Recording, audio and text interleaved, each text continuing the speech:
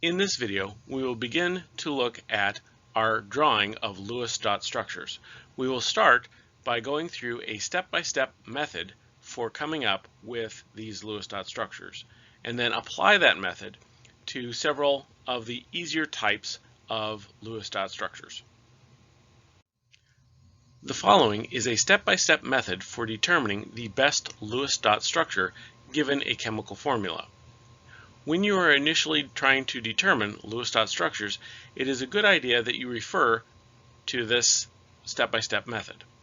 First, you will need to determine the total number of valence electrons in a molecule. If you have something with a charge, then negative charge, because electrons have a negative charge, if you have a negative charge, you will add to the total value, and positive numbers will subtract from the total number. Again, this is because electrons have a negative charge. Then you put the leftmost atom in the formula, so long as it is not a hydrogen, in the center. You will bond everything together, generally to the central atom, although sometimes they will be bonded to things that are themselves bonded to the central atom. For each bond that you make, you will need to subtract 2 from your total number of electrons. This is because a bond requires the sharing of 2 electrons between the atoms. You'll try to fill the octet for the non-central atoms first, remembering that a hydrogen atom can only form a duet, and so does not try to get a filled octet. Subtract the electrons as you put dots around the atoms. If there are any leftover electrons, then you will put those on the central atom if it can hold them, following by the octet rule. Write out the formal charges, which we will cover in a subsequent video. If there are opposite formal charges next to each other, make a double or triple bond to cancel out the opposite formal charges. Only if doing this would not cause a violation of the octet rule if the atom is in the second row. If the atom is in the third row or below, in some instances you can violate the octet rule to make additional bonds. If there are other atoms that could have made double bonds to give a different final structure, then you will have a case where there are resonance structures, and you will need to draw all of them. Let's now use our method for determining the following structures. The first one we'll look at is methane, CH4. The first thing we need to do is determine the number of electrons that we have to work with. Carbon, the first atom we'll look at, is located right here on the periodic table. To determine the number of valence electrons, simply count how many places it is from the leftmost side of the periodic table. So we have 1, 2, 3, 4. It's in the 4th location, and so there are 4 valence electrons. So carbon will have 4 valence electrons. There's only one of them. Then we have hydrogen. Hydrogen is in the first column, so it'll have 1 valence electron times there are 4 hydrogens. So when we add up all of our electrons, we'll have a total of 4 plus 1 times 4. So we'll have a total of 8 electrons that we need to place. First thing we're going to do is take our leftmost atom, put it in the center, and then bond everything to it.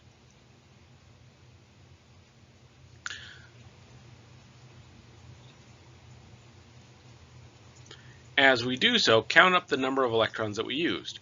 So each one of these bonds represents 2 electrons, so that is 2, 4, 6, 8. 8 electrons. Minus 8 equals 0, and so we have no electrons left over. So this would be our Lewis dot structure for methane. Let's look at the next one. CF4. So that will be carbon tetrafluoride. First thing we need to do is determine the number of electrons. So we have a carbon. Carbon has 4 valence electrons. Next is fluorine. Fluorine is located right here. It has 1, 2, 3, 4, 5, 6, 7 electrons, and we have 4 of them. So our total number of electrons are 4 plus 7 times 4, so that gives us 32 electrons. We'll put carbon in the center, and then surround it with fluorine.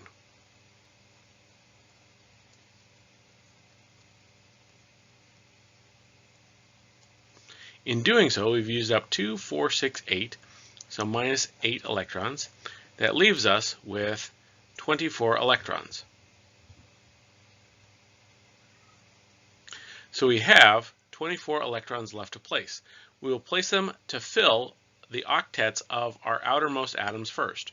So that would be 1, 2, 3, 4, 5, 6, 7, 8, 9, 10, 11, 12, 13, 14, 15, 16, 17, 18, 19, 20, 21, 22, 23, 24. That has used up all of them. So 24 minus the 24 that we just placed is 0.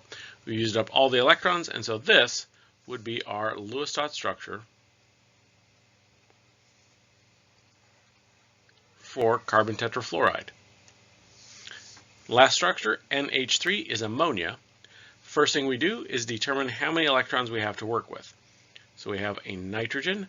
Nitrogen is located right here. So it has 5 valence electrons. We have hydrogen. Each hydrogen has 1 valence electron, and we have 3 of them. So when we add them all up, we'll have 8 electrons to work with.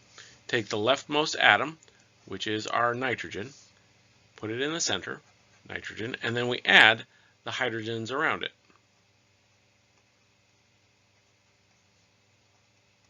In doing so, we've used up 2, 4, 6 minus 6 electrons. We have 2 left over. Hydrogen cannot form an octet. It's limited to 2 electrons. Each one of these hydrogens already has 2 electrons through our single bond, and so the 2 remaining electrons are going to go on the nitrogen. The nitrogen now has a filled octet. If we take a look at our total number of electrons, we've used up an additional 2. We have 0 left over, and so this would be our final structure.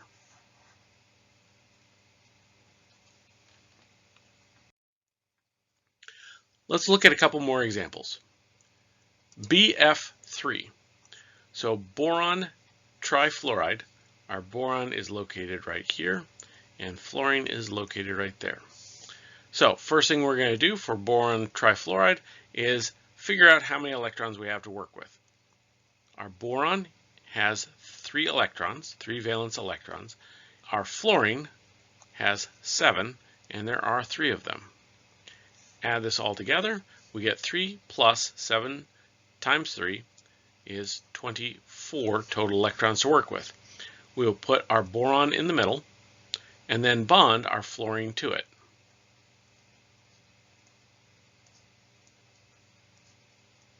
In doing so, we've used up 6 electrons to make the bonds. Each one of the bonds represents 2 electrons, so minus 6. We're left with 18 electrons left. We now will place them around our outermost atoms first. 1, 2, 3, 4, 5, 6, 7, 8, 9, 10, 11, 12, 13, 14, 15, 16, 17, 18. We've used up 18 electrons. There are none left. So boron is one of those atoms that doesn't bring enough electrons with it to form a filled octet. So the final structure for boron trifluoride would be this. Boron itself does not get a filled octet because it did not bring enough electrons with it to form enough bonds. Let's look at H2O2. This is hydrogen peroxide. First thing we need to do is figure out how many electrons we have to work with. We have oxygen. Each oxygen, which is located right here, has 6 electrons. So we have 6 electrons, and then there are 2 oxygen atoms. Then we also have hydrogen. Each hydrogen has 1 electron, and we have 2 hydrogen. So when we add this all together, we are essentially adding 6 times 2 plus 1 times 2. So that's a total of 14 electrons that we have to work with. Now, when we're selecting the leftmost atom to put in the center, there was a rule that we do not do this with hydrogen.